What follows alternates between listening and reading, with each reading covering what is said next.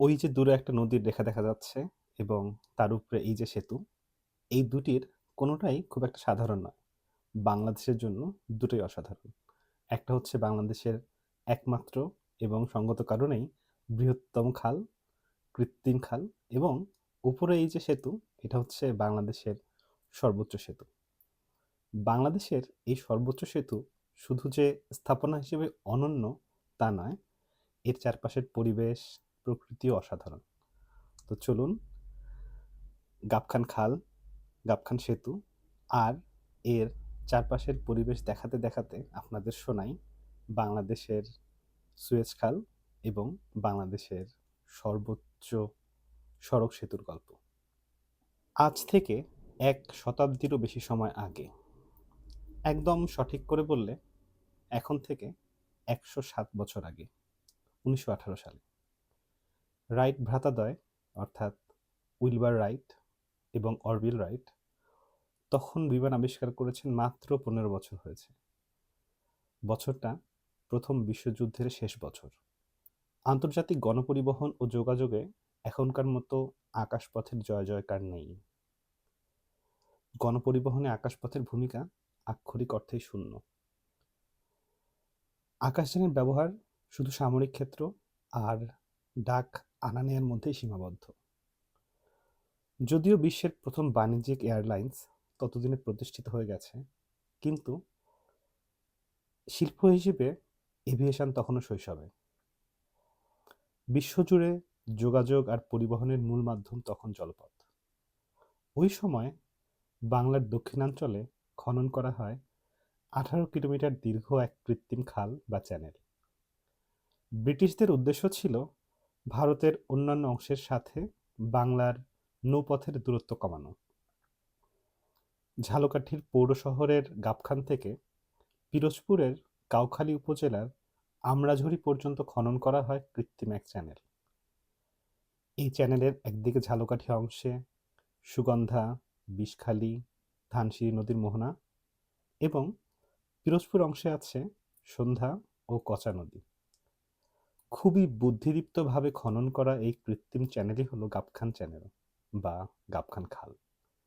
ঝালকাঠির গাবখান এলাকা থেকে শুরু হয়েছে, তাই নামকরণ করা হয়েছিল গাবখান চ্যানেল। যদিও অনেকে একে গাবখান নদীও বলে, এমনকি গুগল ম্যাপেও লেখা আছে গাবখান রিভার, কিন্তু এটা মূলত একটা খাল। বাংলাদেশের একমাত্র কৃত্রিম খাল এবং সঙ্গত কারণেই কোনো রকম প্রতিদ্বন্দ্বিতা ছাড়াই বাংলাদেশের সবচেয়ে বড় কৃত্রিম খাল। বাংলার মানুষ একে আদর করে ডাকে বাংলার সুয়েজ ক্যানাল। পিরোজপুরের সন্ধ্যা নদী আর ঝালকাঠির সুগন্ধা নদীকে সরাসরি যুক্ত করেছে কম বেশি ২০ মিটার গভীর এবং প্রায় ২০০ মিটার প্রস্থের এই কৃত্রিম খাল।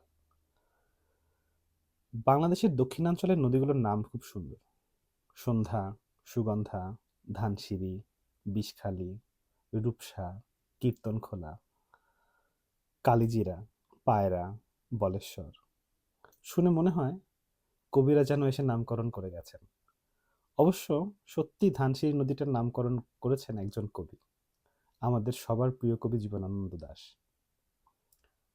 এই নদীর নামকরণের ইতিহাস পড়তে গিয়ে পড়লাম, আগে ধানসিঁড়ি নদীর নাম ছিল ধানসিদ্ধ নদী। পরে জীবনানন্দ দাশ ধানসিদ্ধ বাদ দিয়ে নামকরণ করেন ধানসিঁড়ি। যাই হোক, বাংলার সুয়েজ ক্যানালের গল্পে ফেরত আসি।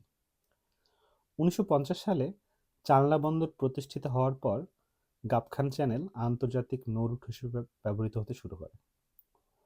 এখানে বলে রাখা ভালো, ১৯৮৭ সালে এই চালনা বন্দরের নাম পরিবর্তন করে করা হয় মোংলা বন্দর, বাংলাদেশের দ্বিতীয় বৃহত্তম সমুদ্র বন্দর।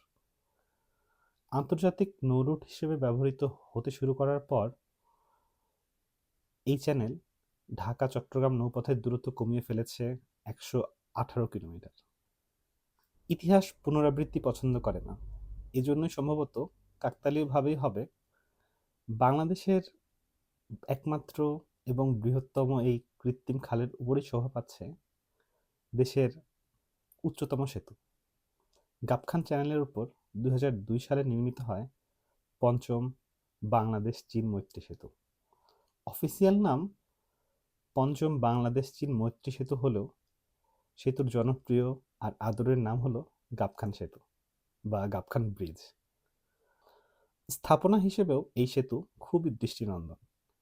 লাল রঙের রেলিংওয়ালা সেতু দেখতে খুব সুন্দর লাগে এবং সবুজ ঘেরা গাবখান চ্যানেলের পটভূমিতে সিম্পলের মধ্যে গর্জিয়াস এই সেতু দিনের এক এক সময় এক এক রকম সুন্দর হয়ে উঠতে থাকে।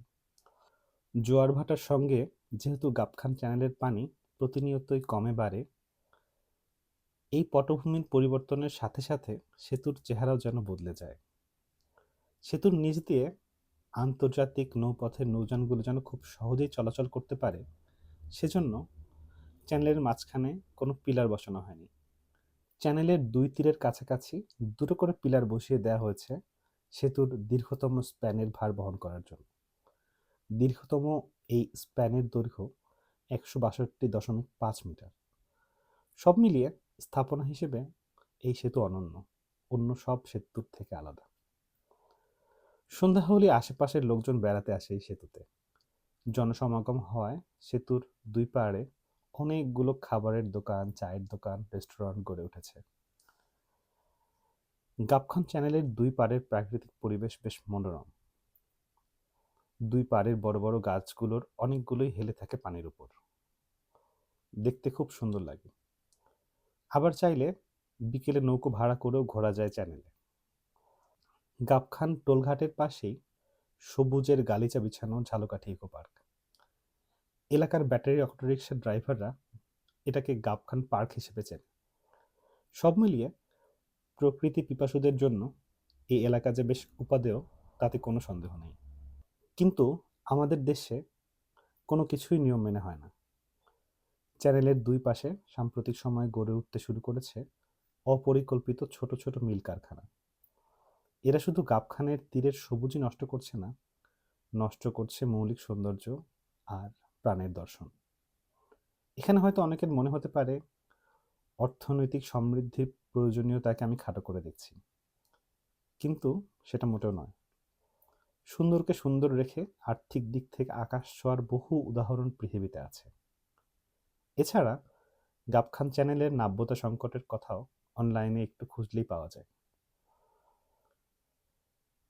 বাংলার সুয়েজ খাল এবং সবচেয়ে উঁচু সেতুর গল্পটা আজকে এখানেই শেষ করি। যদিও বদলে যাওয়ায় পৃথিবীর নিয়ম, তবুও বাংলার যোগাযোগের এই দ্বৈরথ বহুদিন আমাদের গর্বের ও সৌন্দর্য তৃষ্ণার পরিচায়ক হয়ে থাকবে, এটাই প্রত্যাশা। আর বদলটা যদি ধনাত্মক হয় তাহলে তো কথাই নেই। সোনায় সোহাগা। দেখা হবে পরের ভিডিওতে। আসসালামু আলাইকুম।